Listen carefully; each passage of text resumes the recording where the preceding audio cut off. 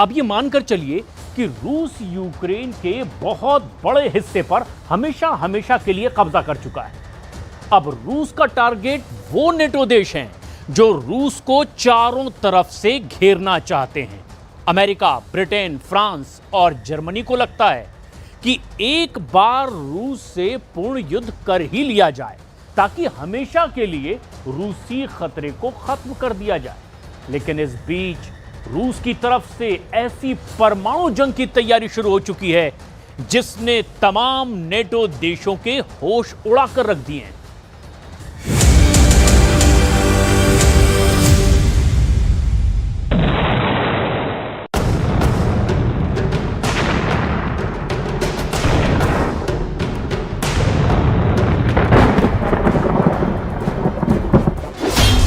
पंद्रह घंटे पहले रूस की परमाणु धमकी, अमेरिका नेटो का सर्वनाश।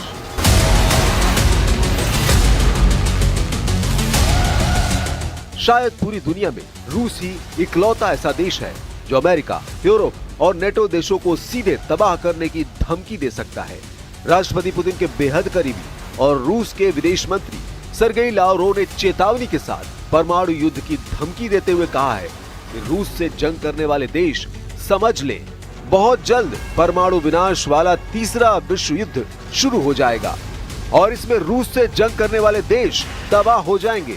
यूक्रेन को लगभग 4 साल से रूस रौंद रहा है, लेकिन अब जिस तरह से रूस की तरफ से तीसरे विश्व युद्ध की परमाणु धमकी दी गई है, उसने अमेरिका, ब्रिटेन, फ्रांस और जर्मनी को बेहद गंभीर चुनौती दे दी है। रूस को अब पूरी तरह से यकीन हो चुका है कि राष्ट्रपति ट्रंप यूक्रेन और नेटो के कंधे पर बंदूक रखकर रूस को तबाह करने का प्लान बना रहे हैं। नीदरलैंड्स के द हेग में हुई नेटो समिट में जिस तरह से रूस को हराने के लिए 5% का बारूदी प्लान बना है, उसने रूस को सर्वनाश युद्ध के लिए मजबूर कर दिया है।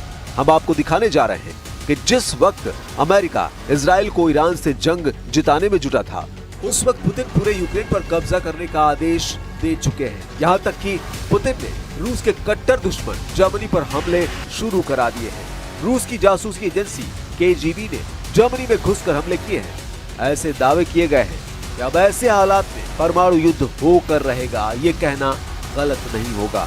अब जरा देखिए रूस ने अचानक खुलेआम इतनी भयानक धमकी क्यों दी है। पुतिन के मंत्री की परमाणु धमकी, एटम बम से सर्वनाश युद्ध।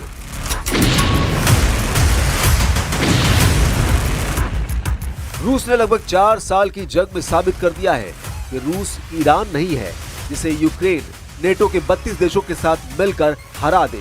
रूस के कमांडर कोई ईरानी कमांडर नहीं है जिन्हें आसानी से मारा जा सके। रूस दुनिया का वो देश है जिससे सीधी जंग करने में अमेरिका तक के होश फाख्ता है। राष्ट्रपति पुतिन जैसे सख्त जुनूनी नेता ने यूक्रेन में अब तक 4 प्रांतों पर अपना कंट्रोल कर लिया है, जबकि एक प्रांत पर कंट्रोल करने के करीब है। ताजा आंकड़ों के मुताबिक रूसी सेना 27% इलाका यूक्रेन का जीत चुकी है, जिसमें यूक्रेन का वो इलाका भी है जिसे यूक्रेन का सफेद सोना कहा जाता है।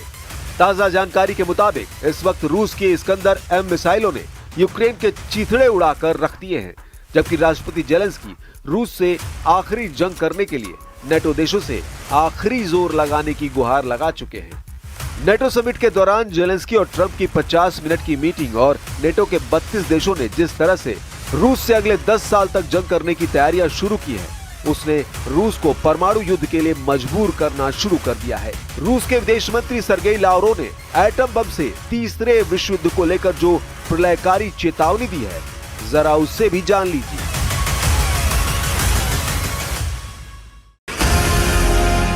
रूसी विदेश मंत्री सर्गेई लावरोव ने एक नई चेतावनी जारी की है कि परमाणु प्रलय घड़ी आधी रात के करीब आ रही है और तीसरे विश्व युद्ध की आम चर्चा हो रही है। लावरोव ने दावा किया कि रूस ऐसी परमाणु तबाही से बचने के लिए काम कर रहा है और राष्ट्रपति डोनाल्ड ट्रंप की सामान्य बुद्धि की इसलिए प्रशंसा कर रहा है ताकि अमेरिका और नेटो परमाणु तबाही से बच सके। रूस की सरकारी तास समाचार एजेंसी के अनुसार तुर्कमेनिस्तान के विदेश मंत्रालय में एक भाषण में लावरोव ने कहा, वैश्विक सुरक्षा शायद आज सबसे महत्वपूर्ण मुद्दा है, खासकर जब कुख्यात परमाणु प्रलय घड़ी आधी रात की ओर बढ़ रही है।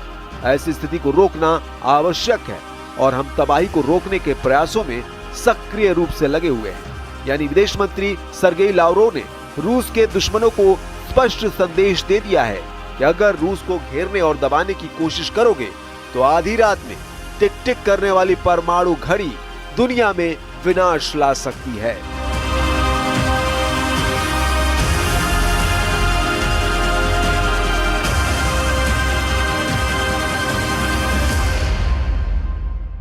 Потому что в нашей ядерной доктрине, и здравый смысл, и практика наших действий всегда говорит о том, что мы всегда отвечаем на все угрозы, которые нам создают, зеркально.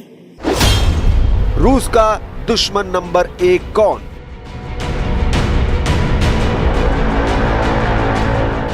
रूस के पास सबसे ज्यादा परमाणु हथियार हैं। रिपोर्ट्स के मुताबिक 5500 से ज्यादा परमाणु हथियार रूस के पास मौजूद हैं, जबकि अमेरिका के पास 5044 परमाणु हथियार हैं। लेकिन यह सवाल परमाणु हथियारों की संख्या का नहीं है, बल्कि हिम्मत का है, क्योंकि रूस अब यूक्रेन जंग में ऐसे दौर में पहुंच चुका है जहां उसे यूक्रेनी सेना के साथ साथ नेटो, यूरोपीय यूनियन, अमेरिका के साथ मिलकर घेरने में लगे हैं। ऐसी स्थिति में पूरी संभावना है कि अगर रूस को लगा उसका वजूद खतरे में है तो वो अपने दुश्मनों पर परमाणु हमला करने में जरा भी नहीं चूकेगा।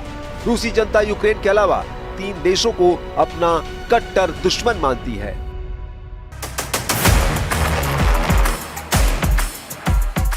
रूस में एक सर्वे हुआ है जो मॉस्को स्थित स्वतंत्र शोध संस्थान लेवाडा केंद्र ने किया है। इस सर्वे में 1613 रूसी नागरिकों से बातचीत की गई थी। उनके मुताबिक यूक्रेन के अलावा रूस के कट्टर दुश्मन अमेरिका, ब्रिटेन और जर्मनी हैं। इस सर्वे में 55% रूसियों ने जर्मनी को सबसे बड़ा दुश्मन बताया, जबकि ब्रिटेन को 49% रूसियों ने अपना दुश्मन बताया है। वहीं यूक्रेन को 43% रूसियों ने दुश्मन बताया है। अमेरिका को 40% रूसियों ने अपना दुश्मन बताया है। इस सर्वे में रूस का नंबर 1 दुश्मन जर्मनी माना गया है, जिससे सबसे ज्यादा रूस परेशान है, जबकि दूसरे नंबर पर रूस का दुश्मन ब्रिटेन को माना गया है। तीसरे नंबर पर यूक्रेन को दुश्मन माना गया है, जिससे जंग चल रही है, जबकि यूक्रेन का जंग में शुरू से साथ देने वाले अमेरिका को दुश्मन नंबर 4 माना गया है। जर्मनी को रूस का दुश्मन नंबर 1 मानने के पीछे कई कारण हैं। यूक्रेन युद्ध के दौरान जर्मनी ने पश्चिमी देशों की अपेक्षा ज्यादा सक्रिय भूमिका निभाई। उसने न सिर्फ यूक्रेन को उन्नत हथियार और सैन्य प्रशिक्षण मुहैया कराया, बल्कि रूस के खिलाफ आर्थिक प्रतिबंधों में भी सबसे अग्रिम भूमिका निभाई। जर्मनी ने अपने पारंपरिक शांति नीति के दायरे से बाहर जाकर यूक्रेन को टैंक, एयर डिफेंस सिस्टम और आर्टिलरी सिस्टम तक पहुंचाई है। यही नहीं, नॉर्ड स्ट्रीम गैस पाइपलाइन में विस्फोट के बाद भी जर्मनी ने जिस तरह का स्टैंड अपनाया, उसे रूसियों ने विश्वासघात के रूप में लिया है। इसलिए रूस की नजर इस वक्त रूस का दुश्मन नंबर 1 जर्मनी है। Gemeinsam künftig 3,5% unseres BIP für unmittelbare Verteidigungsausgaben aufwenden. Das gibt uns die notwendigen Fähigkeiten, um wirkungsvoll abzuschrecken. Weitere 1,5% werden wir für verteidigungs- und sicherheitsrelevante Ausgaben aufwenden. Germany पर रूस का हमला, तीसरा विश्व युद्ध शुरू। नेटो ने 32 देशों में शामिल जर्मनी रूस की आंखों की किरकिरी बन चुका है। जर्मनी के नए बने चांसलर फ्रेडरिक मर्ज ने आते ही रूस को चारों तरफ से घेरने की कोशिश की है। यूक्रेन में अपने कमांडरों को भेजकर जर्मनी ने रूस के खिलाफ आग से खेला है। यही वजह है कि रूस की खुफिया एजेंसी ने जर्मनी में घुसकर नेटो के लड़ाकू वाहनों को जलाकर भस्म कर दिया है। क्या रूस ने जर्मनी के अंदर नेटो वाहनों को नष्ट कर दिया? क्या मॉस्को ने यूक्रेन की रणनीति अपना ली है? क्या रूस की केजीबी ने जर्मनी में नेटो के हथियार पर हमला किया है? खबर के दावों के मुताबिक रूस ने नेटो पर हमले तेज कर दिए हैं। दावा किया जा रहा है कि जर्मनी के एरफर्ट में जर्मन सैन्य वाहनों को आग के हवाले कर दिया है। खबर के मुताबिक 26 जून को यूक्रेन की मदद के लिए रखे गए कई राइन मेटल ट्रकों को आग के हवाले कर दिया है। इस हमले के पीछे रूस की केजी का हाथ माना जा रहा है। आग लगने से सभी ट्रक जलकर राख हो गए। एरफर्ट में लगी आग ने कम से कम 3 सैन्य रसद ट्रकों को नष्ट कर दिया।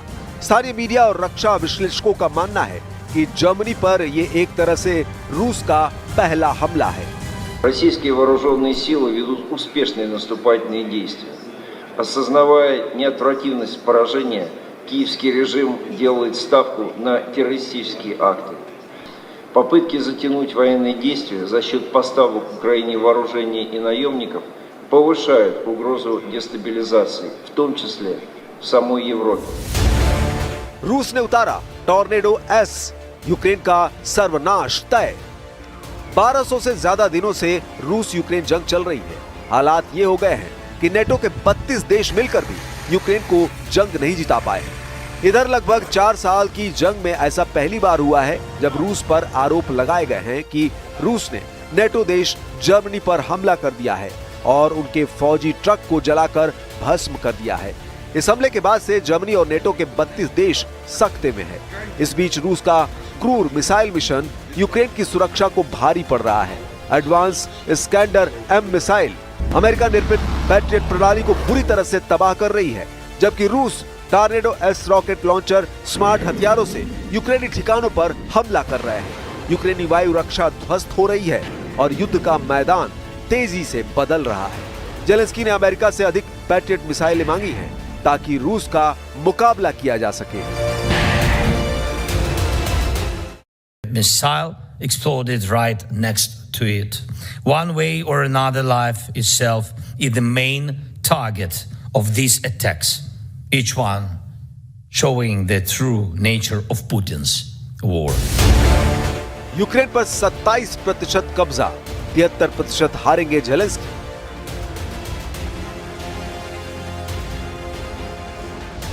चौबीस फरवरी 2022 अब तक रूस यूक्रेन के 1061 वर्ग किलोमीटर इलाके पर कब्जा कर चुका है। ये यूक्रेन की कुल जमीन का लगभग 27% है। लेकिन उसके बावजूद जिस तरह से पुतिन ने ऐलान किया है कि यूक्रेन की जमीन पर जहां जहां रूसी सेना के कदम पड़ते जाएंगे वो जमीन रूस की होती जाएगी, उस ऐलान ने यूक्रेन के साथ साथ अमेरिका समेत नेटो के 32 देशों के होश उड़ा दिए हैं। 3.5 साल से ज्यादा की जंग में अभी तक यूक्रेन नेटो के साथ मिलकर रूस को अपने देश से खदेड़ नहीं पाया। जेलेंस्की ने गुहार लगाई है, उसे भारी हथियार और बड़े पैमाने पर हथियारों की जरूरत है, लेकिन पुतिन ने जब से ऐलान किया है कि उनकी ऑरेस्निक हाइपरसोनिक का उत्पादन 3 गुना से ज्यादा बढ़ा दिया गया है, जो किसी परमाणु हथियार से कम नहीं है, इस खबर ने नेटो के होश उड़ा दिए हैं। इसलिए नेटो ने सोचा कि कहीं ज्यादा देर हो जाए उससे पहले रूस से मुकाबला करने के लिए बम बारूद का पूरा इंतजाम कर लो। हम आपको बता दें कि इसी को लेकर राष्ट्रपति ट्रंप ने नेटो के हेडक्वार्टर हेग में ऐसा वॉर प्लान तैयार किया है जो बेहद खतरनाक होने जा रहा है। नेटो पर भारी पड़ेगा 5% बारूद। द हेग में हुई समिट के दौरान नेटो सदस्य देशों के नेताओं ने सामूहिक रक्षा बजट बढ़ाने पर फैसला लिया है। साल 2035 तक हर नेटो देश अपनी जीडीपी का हर साल 5% रक्षा और सुरक्षा से जुड़े सेक्टर में खर्च करेगा। इसमें बजट का 3.5% हिस्सा डिफेंस सेक्टर में खर्च किया जाएगा, जबकि बाकी का 1.5% महत्वपूर्ण इंफ्रास्ट्रक्चर के सुरक्षा में किया जाएगा। यूरोपीय देश अगले 10 साल में अपना रक्षा खर्च जीडीपी का 5% तक बढ़ाएंगे। नीदरलैंड्स के द हेग शहर में हुई नेटो समिट में अमेरिकी राष्ट्रपति डोनाल्ड ट्रंप ने यूरोपीय देशों से रक्षा खर्च बढ़ाने को कहा था। समिट के बाद सदस्य देशों की तरफ से जारी साझा स्टेटमेंट में कहा गया, हम सामूहिक सुरक्षा को लेकर अपने फैसले पर कायम हैं।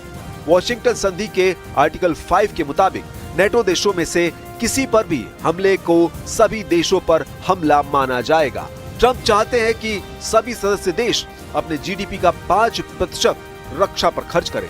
अभी नेटो के खर्च में यूरोपीय देशों का कुल योगदान केवल 30% है, जो देशों की जीडीपी का औसतन 2% है।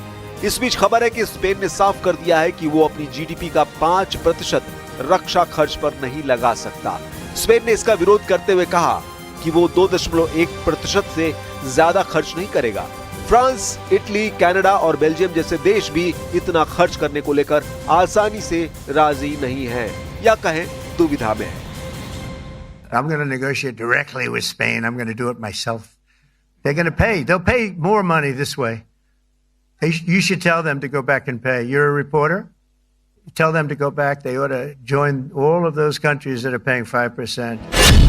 यूक्रेन को मिलेगी पैट्रियट मिसाइल रूस से आर पार। इधर यूक्रेन रूस युद्ध में जबरदस्त खबर आई है। खबरों के मुताबिक यूक्रेन को अमेरिका से पैट्रियट मिसाइलें मिल सकती हैं। अमेरिकी राष्ट्रपति डोनाल्ड ट्रंप ने इस पर विचार किए जाने की बात कही है। पैट्रियट मिसाइल सिस्टम एक अत्याधुनिक एयर डिफेंस सिस्टम है जो लंबी दूरी तक मार करने में सक्षम है। ये मिसाइलों, विमानों और ड्रोन को हवा में ही नष्ट कर सकता है। यूक्रेन के राष्ट्रपति व्लादिमीर जेलेंस्की लंबे समय से पैट्रियट मिसाइलों की मांग कर रहे हैं। यदि यूक्रेन को ये मिसाइलें मिलती हैं, तो इससे रूस के लिए युद्ध में मुश्किलें बढ़ सकती हैं। हाल ही में यूक्रेन ने रूस के कई महत्वपूर्ण ठिकानों पर हमले किए हैं, जिसमें क्रीमिया के एक एयरबेस और नेवल बेस को भी निशाना बनाया गया। इन हमलों में यूक्रेन ने अपने ड्रोन और नेपच्यून मिसाइलों का इस्तेमाल किया, लेकिन द हेग में जेलेंस्की और ट्रंप की 50 मिनट की मीटिंग के बाद ट्रंप ने पैट्रियट मिसाइल यूक्रेन को देने का मन बना लिया है, ऐसी खबरें हैं। लेकिन इधर जिस तरह से रूस की तरफ से परमाणु जंग की धमकी दी गई है, तो ऐसे हालात में यूक्रेन और नेटो को कोई हथियार बचा नहीं पाएगा। क्या ईरान पर ट्रंप अब 100 गुना बड़ा हमला करने जा रहे हैं?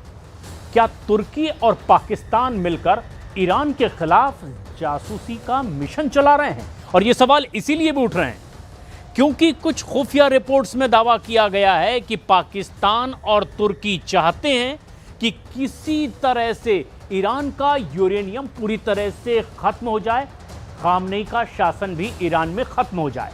और इसी लालच में पाकिस्तान और तुर्की अमेरिका के जरिए इजराइल की अब सीधे मदद भी कर रहे हैं।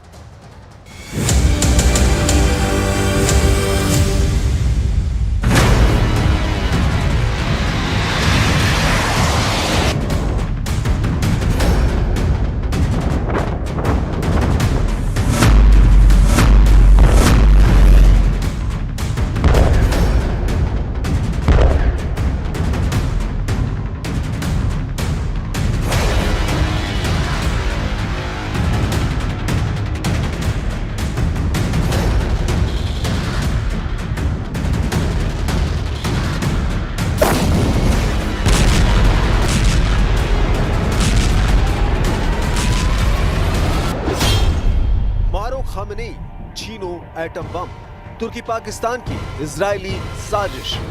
ईरान के 30 टॉप कमांडरों के जनाजे की तस्वीरें देखने के बाद जिस तरह से ट्रंप ने ईरान के सुप्रीम लीडर खामेनेई को जान से मारने की धमकी दी है, उसने सवाल खड़े कर दिए हैं कि आखिर ट्रंप ईरान पर दोबारा 100 गुना बड़ा हमला क्यों करना चाहते हैं। हम आपको दिखाने जा रहे हैं ईरान की तबाही के पीछे दो मुस्लिम मुल्क पाकिस्तान और तुर्की की वो इजरायली साजिश सामने आई है जिसने ईरान तक के होश उड़ा दिए हैं। खबरों में दावा किया गया है कि ईरान पर अमेरिका के सटीक हमले और टॉप ईरान कमांडरों और परमाणु वैज्ञानिकों की हत्या के पीछे कहीं न कहीं पाकिस्तान और तुर्की की खुफिया एजेंसी भी शामिल है। दावा किया जा रहा है कि पाकिस्तान और तुर्की दोनों ही ईरान की तबाही से खुश हैं, क्योंकि अगर ईरान एटम बम बना लेता है तो मुस्लिम मुल्कों में पाकिस्तान की एटमी शक्ति की धाक खत्म हो जाती है, जबकि मुस्लिम मुल्कों का खलीफा बनने का ख्वाब देखने वाले तुर्की को ईरान की तबाही से खुद को खलीफा साबित करने का मौका मिल गया है। लेकिन पाकिस्तान और तुर्की दोनों को ईरान की तबाही की अभी अधूरी खुशी मिली है। रिपोर्ट के मुताबिक पाकिस्तान और तुर्की दोनों चाहते हैं कि अमेरिका और इजराइल मिलकर किसी तरह से ईरान के सुप्रीम लीडर खामेनेई और ईरान के यूरेनियम को तबाह कर दे, ताकि ईरान भविष्य में एटम बम ना बना सके। इसलिए अब ट्रंप ने ईरान पर दोबारा हमला करने का ऐलान कर दिया है।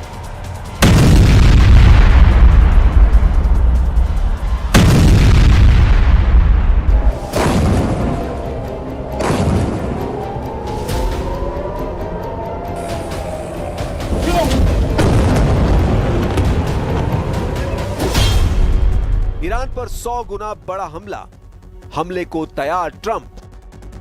क्या राष्ट्रपति ट्रंप ईरान पर 22 जून से भी बड़ा हमला करने जा रहे हैं? ये कयास इसलिए लगाए जा रहे हैं कि ईरान के सुप्रीम लीडर खामेनेई, विदेश मंत्री अब्बास अरागची और ईरान के बचे हुए टॉप जनरल पूरी दुनिया में चीख चीख कर दावे कर रहे हैं कि हमने इजराइल और अमेरिका को जंग में हरा दिया है। तबाह ईरान के इन्हीं दावों से इजराइल और अमेरिका बुरी तरह से चिढ़ गए हैं। उन्हें लग रहा है कि ईरान हारने और भीषण तबाही झेलने के बाद भी इस तरह के बयान कैसे दे सकता है। यही वजह है कि अब 100 गुना बड़ा हमला ईरान पर दोबारा करने की तैयारियां की जा रही है। ट्रंप ने ईरान को धमकाते हुए कहा है, मैंने खामेनेई को भयानक मौत से बचाया है। ईरान के supreme leader Ayatollah Ali Khamenei जीत के झूठे दावे कर रहे हैं। मैंने खामेनेई को एक भयानक और अपमानजनक मौत से बचाया। मुझे ये भी उम्मीद नहीं है कि वे मुझे इस तरह से शुक्रिया कहेंगे। अमेरिकी राष्ट्रपति ने दावा किया कि वो खामेनेई के ठिकाने से वाकिफ थे, लेकिन उन्होंने इजराइल और अमेरिकी सेना को उनकी हत्या से रोका, जिससे उनकी जान बच गई। उन्होंने आगे कहा, ईरान ग्लोबल सिस्टम में शामिल होने की जगह गुस्सा और दुश्मनी दिखा रहा है, जिसकी वजह से उनकी सेना, इकोनॉमी और भविष्य बर्बाद हो चुका है। I'm putting out a little statement. I'm going to respond to the Ayatollah's statement yesterday that we won the war. Oh, God, we won the war. And I said, look, you're a man of great faith, a man who's highly respected in his country. You have to tell the truth. You got beat to hell. And Israel was beat up too. They were both beat up. And it was a great time to end it. It was quick.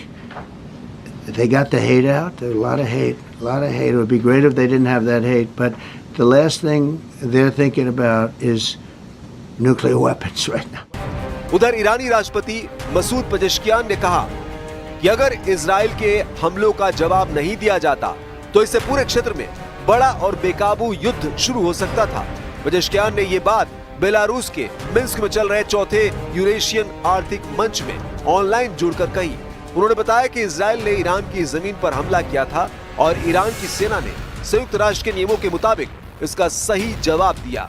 Pezeshkian ने कहा कि उस वक्त Iran और America के बीच Iran के परमाणु कार्यक्रम को लेकर अप्रत्यक्ष बातचीत चल रही थी। तब इजराइल ने ईरान पर हवाई हमला कर दिया। पेजेश्कियान ने कहा, ईरान की शांतिपूर्ण परमाणु सुविधाओं पर अमेरिका और इजराइल का हमला अंतर्राष्ट्रीय नियमों का गंभीर उल्लंघन है, क्योंकि ये परमाणु सुविधाएं IAEA की पूरी निगरानी में।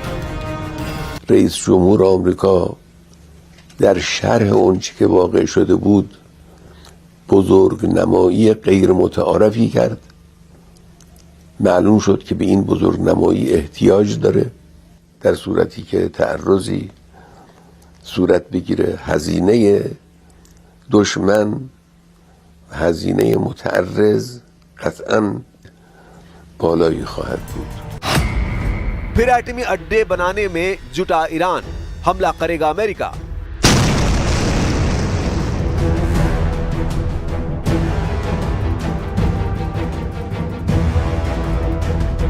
इधर ईरान से भीषण हवाई हमलों के बाद अब पहली बार सामने आए सैटेलाइट इमेज बता रही है कि ईरान ने अपने अंडरग्राउंड परमाणु ठिकानों से मलबा हटाना शुरू कर दिया है। तस्वीरों में साफ दिखाई दे रहा है कि फोर्डो न्यूक्लियर फैसिलिटी के पास खुदाई का काम जारी है। बुलडोजर और खुदाई मशीनें जमीन को समतल कर रही हैं और शायद कोई नया रास्ता भी तैयार किया जा रहा है। अमेरिका ने 22 जून को ईरान पर ऑपरेशन मिडनाइट हैमर लॉन्च किया था। इसके जरिए ईरान की 3 न्यूक्लियर साइट्स पर हमले किए गए। इन हमलों के बाद जो धमाका हुआ, उससे जो रोशनी निकली, उसे देखकर ऐसा लगा जैसे सुबह हो गई है।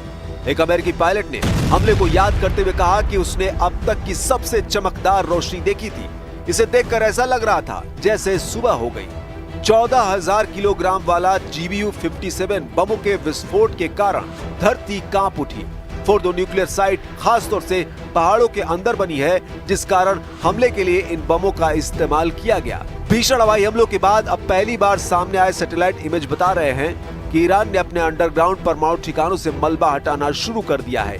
यही वजह है कि अमेरिका और इजराइल फिर से ईरान पर हमला करने की तैयारी कर रहे हैं। अगर ईरान पर दोबारा हमला हुआ तो ये तय मानिए, इस बार अमेरिका और इजराइल सुप्रीम लीडर खामेनेई को जान से मार सकते हैं और ईरान में मौजूद 10 एटम बम के लिए जरूरी 408 किलो यूरेनियम को भी तबाह कर सकते हैं। इधर ईरान में जंग के दौरान मारे गए कमांडरों और वैज्ञानिकों के जनाजे निकाले गए हैं, जिसमें हजारों ईरानी शामिल हुए।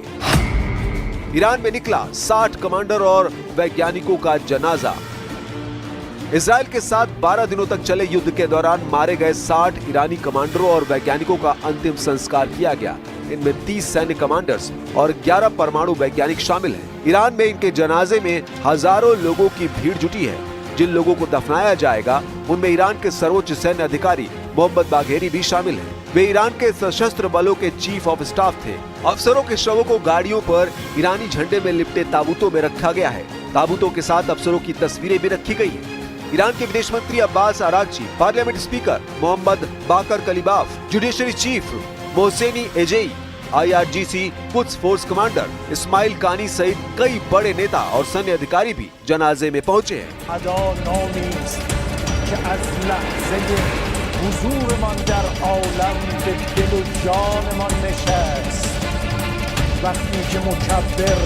نام بلند خداوند را اومدیم به دشمنم بگیم که ما همه با هم هستیم و این کشور رو تنها نمیذاریم و هیچ کدوممون پشت کشورمون رو خالی نخواهیم.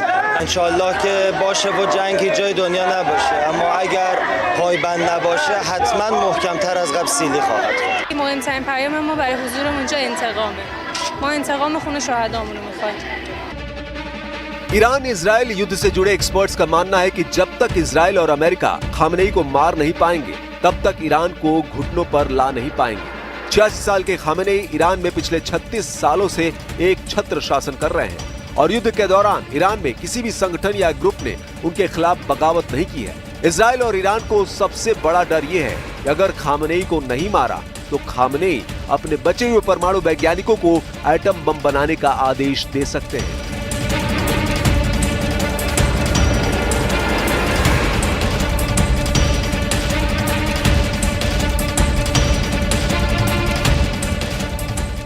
खुद राष्ट्रपति ट्रंप की प्रेस सचिव कैरोलिनी लेविट इसी हफ्ते मीडिया के सामने उन्होंने कहा था कि अगर खामनेई ने आदेश दे दिया तो ईरान 2 से 3 हफ्तों में परमाणु हथियार बना लेगा।